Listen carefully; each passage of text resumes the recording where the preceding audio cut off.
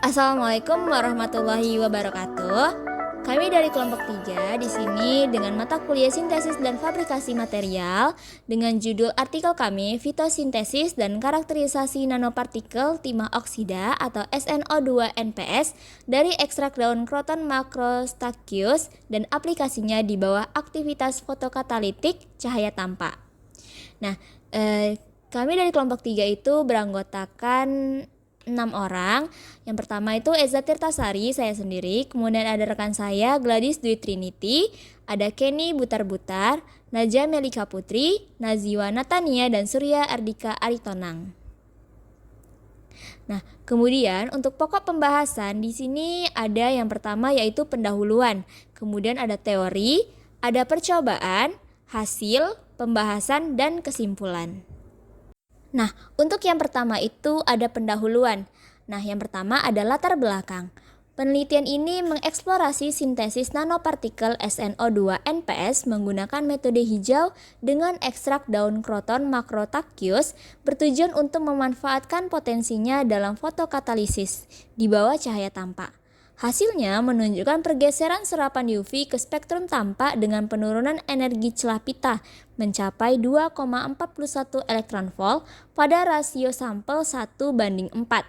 NPS yang dihasilkan memiliki ukuran kristal rata-rata 32,18 nm dengan struktur aglomerat halus. Uji fotokatalitik menunjukkan efisiensi tinggi dalam degradasi rhodamine atau RHB dan biru metilen atau MB di bawah iradiasi cahaya tampak dengan radikal hidroksil atau MinOH sebagai spesies dominan dalam proses degradasi. Penelitian ini menegaskan potensi NPS SNO2 hasil sintesis hijau sebagai fotokatalisis yang efektif dan ramah lingkungan untuk remediasi lingkungan. Kemudian ada rumusan masalah. Yang pertama, bagaimana nanopartikel SNO2 dapat disintesis menggunakan metode ramah lingkungan, yaitu green synthesis dari ekstrak daun Croton macrostachys. Yang kedua, bagaimana karakterisasi nanopartikel SNO2 yang disintesis menggunakan UV, FTIR, XRD, SEM, EDX, XPS, BET, dan LDS.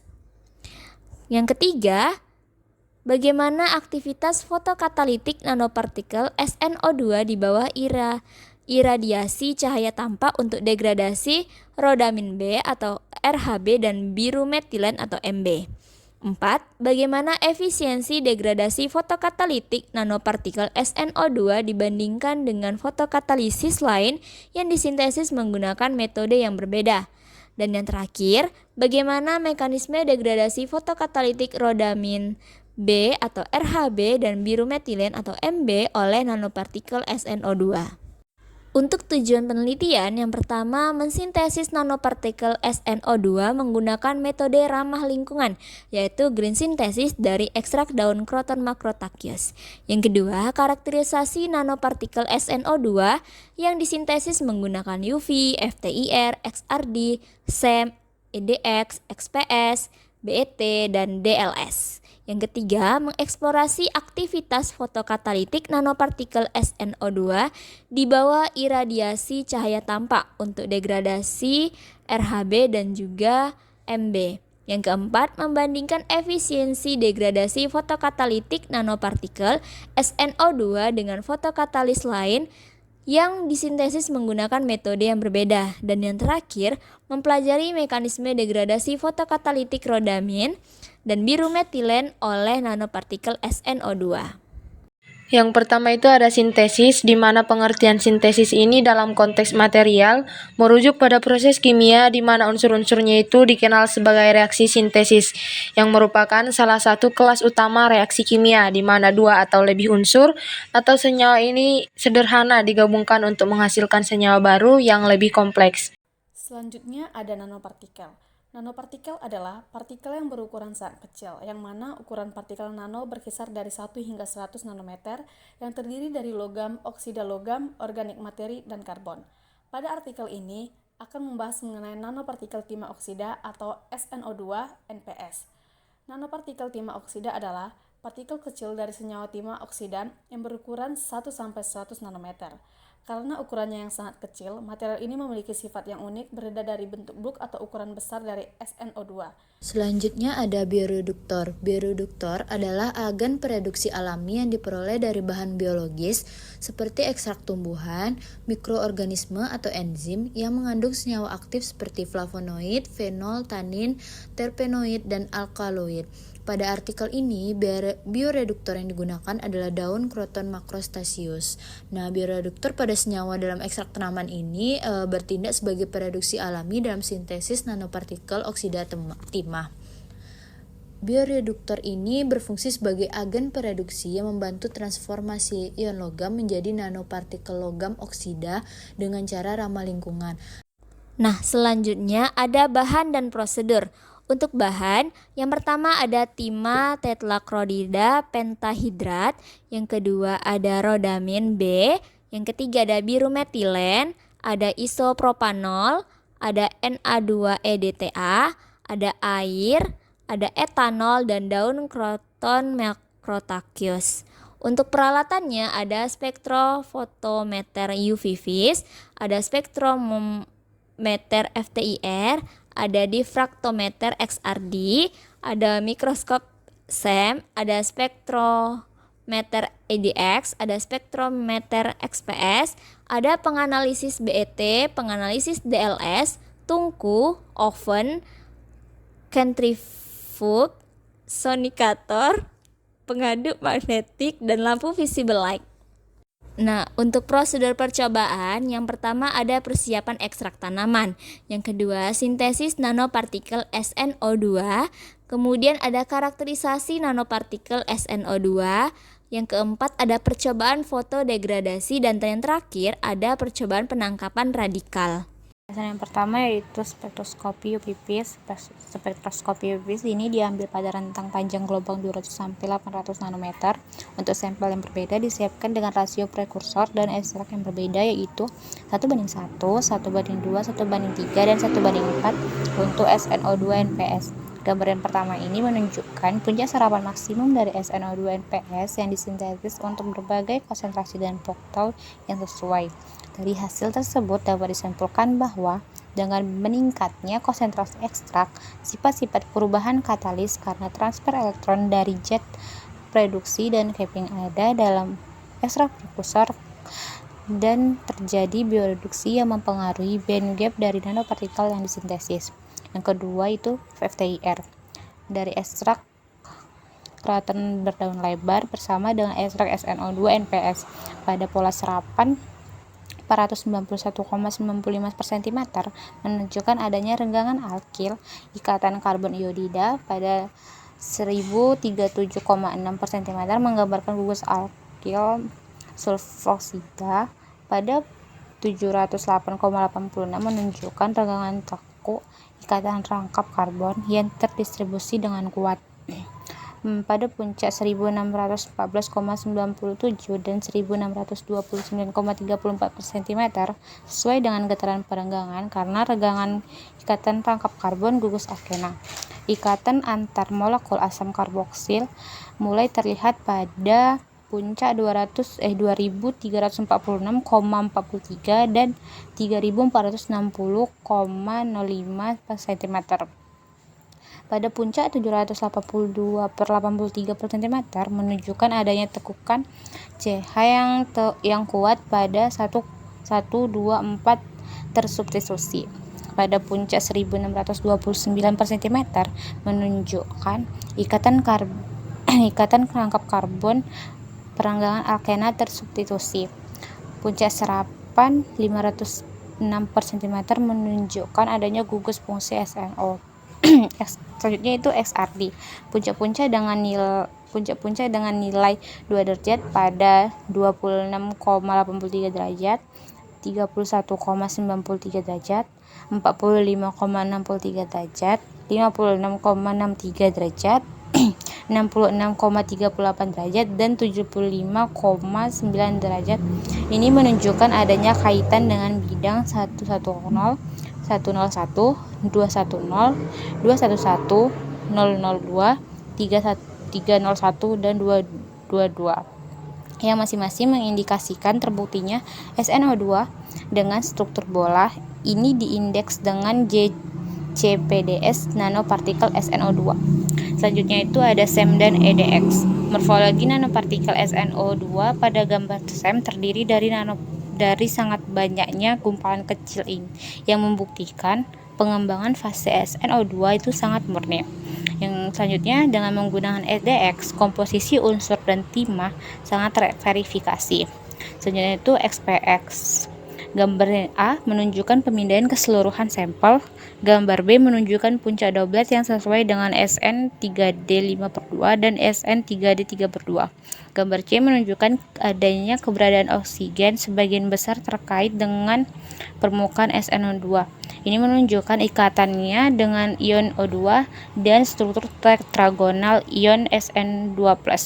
Bentuk puncak 01S yang tidak seragam menunjukkan adanya tambahan oksigen di permukaan. Selanjutnya itu ada DLS. Gambar ini mengilustrasikan partikel SnO2 NPS umumnya lebih besar daripada ukuran kristalit terkait, karena DLS memberikan informasi tentang ukuran hidrodinamika partikel yang mungkin berbeda dari ukuran fisik aktualnya, terutama untuk partikel yang tidak terbentuk dari ukuran fisik aktualnya. Gambar ini juga menunjukkan bahwa ukuran perkiraan rata-rata NP sama untuk konsentrasi yang berbeda dari sampel yang perbedaannya tidak mempengaruhi katalitik sifat degradasi. Selanjutnya, gambar A adalah luas permukaan partikel yang dihitung dengan menggunakan metode Brunner-Emmett-Teller atau BET dan ditemukan sebesar 212,605 meter kuadrat per gram.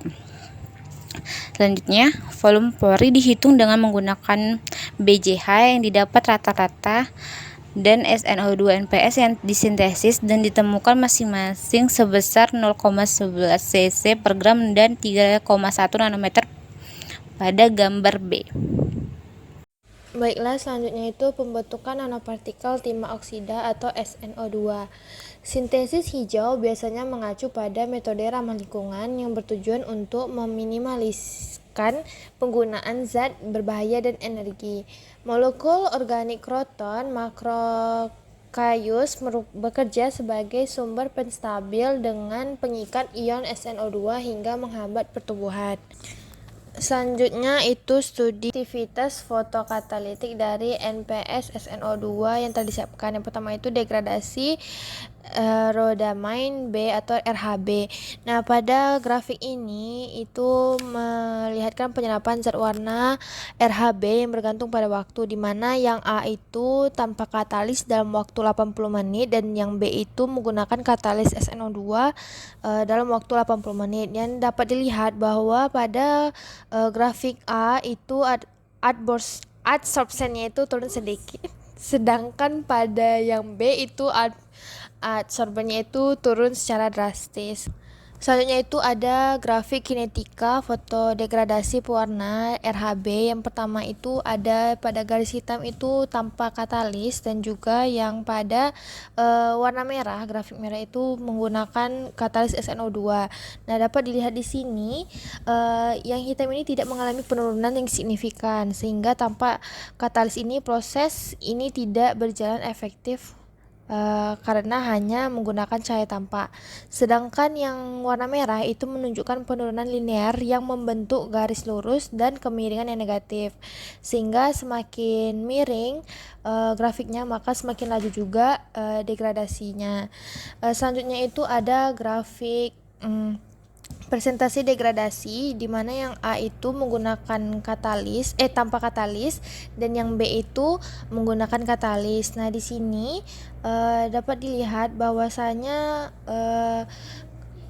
yang degradasi tanpa katalis itu sangat lambat, yaitu sekitar 7,76%, sedangkan yang menggunakan katalis itu degradasinya meningkat sebanyak 91,26%.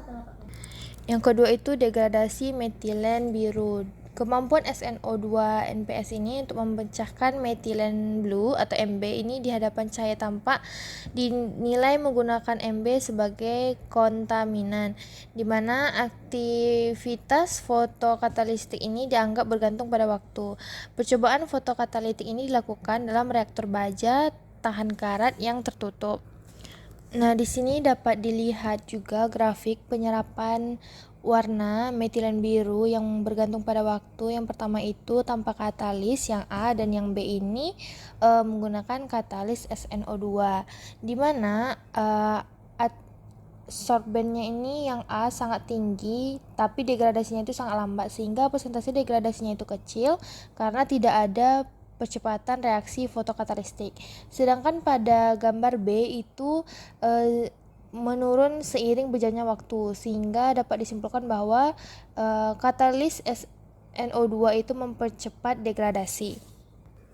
Selanjutnya ini ada grafik kinetika fotodegradasi zat warna metilen blue atau MB. Yang pertama itu grafik warna hitam itu tidak menggunakan katalis, sedangkan yang warna merah itu menggunakan katalis, di mana grafik hitam atau grafik A ini tidak ada penurunan yang signifikan atau tidak ada pola linearnya, yang berarti degradasi tanpa katalis ini tidak mengikuti kinetika pseudo first order. Sedangkan yang warna merah atau grafik B itu mengalami penurunan linear terhadap waktu, sehingga semakin miring maka semakin laju juga degradasinya. Selanjutnya itu ada grafik persentase degradasi. Yang pertama itu yang A itu tanpa katalis, dan yang B ini menggunakan katalis. Nah, di sini dapat dilihat efisiensi degradasinya ini sangat rendah, di mana kecil dari 10% setelah dilakukannya selama 80 menit. Sedangkan yang B itu efisiensi degradasinya itu meningkat mencapai 96,35% dalam 30 menit, di mana dapat dibuktikan bahwa SNO2 ini mempercepat degradasinya. Selanjutnya ini adalah efek pH pada degradasi. Grafik pertama itu RHB dan grafik kedua itu MB. Nah, di sini dapat dilihat pada RHB degradasi tertinggi itu pada pH 6, di mana pada pH 3 itu terlalu asam, dan juga pada pH 9 dan 11 itu terlalu basa, sehingga degradasinya ini turun. Pada pH 3 itu ion H+ dalam larutan itu dapat mengganggu pembentukan radikal hidroksil, sehingga degradasinya ini melambat. Sedangkan pada pH tinggi seperti 9 dan 11 RHB ini mungkin mengalami reaksi lain seperti adsorpsi atau stabilitas ionik, sehingga menghambat degradasi. Sama juga seperti RHB tadi, MB juga memiliki degradasi yang paling tinggi itu pada 6, dan juga pada pH 3 dan pH 9 dan 11 itu sedikit menurun. Nah, selanjutnya itu perbandingan efisiensi degradasi. Nah, di tabel ini menunjukkan perbandingan efisiensi degradasi SNO2-NPS dengan berbagai penelitian yang telah dilaporkan sebelumnya. Perbandingan tersebut menunjukkan bahwa SNO2-NPS ini yang disintesis dengan menggunakan ekstrak puring Marcotrachus sangat baik untuk digunakan dalam degradasi limbah dalam air, dan juga memperoleh hasil yang lebih baik daripada penelitian lainnya. Dapat dilihat dalam tabel tersebut. Selanjutnya itu fotodegradasi dalam keberadaan pemulung radikal. Seperti diilustrasikan pada gambar yang A, penambahan isopropanol mengurangi efisiensi degradasi fotokatalitik RHB dalam keberadaan NPSNO2 dari 86,12% tanpa pemulung menjadi kurang dari 30%. Di sisi lain, setelah di penambahan Na2-EDTA, efisiensi fotodegradasi meningkat secara bertahap, yang menunjukkan bahwa penambahan Na2-EDTA ini meningkatkan fotodegradasi RHB daripada IPA atau isopropanol. Oleh karena itu, dapat disimpulkan bahwa isopropanol menahan reaksi dalam kasus degradasi RHB, dan demikian elektron dominan dalam kinetika reaksi. Dalam kasus pewarna MB Pada gambar yang B, penambahan isopropanol kembali menahan reaksi dan efisiensi degradasi berkurang hingga 20%. Setelah penambahan Na2-EDTA, degradasi meningkat hingga 97%. Oleh karena itu, rekombinasi elektron dan lubang dihambat oleh peran Na2-DTA sebagai pemulung lubang.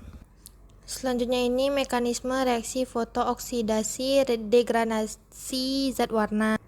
Adapun mekanismenya itu yang pertama pembentukan pasangan elektron lubang, yang kedua itu pembentukan spesies oksigen reaktif, dan yang ketiga itu oksidasi spesies organik atau anorganik.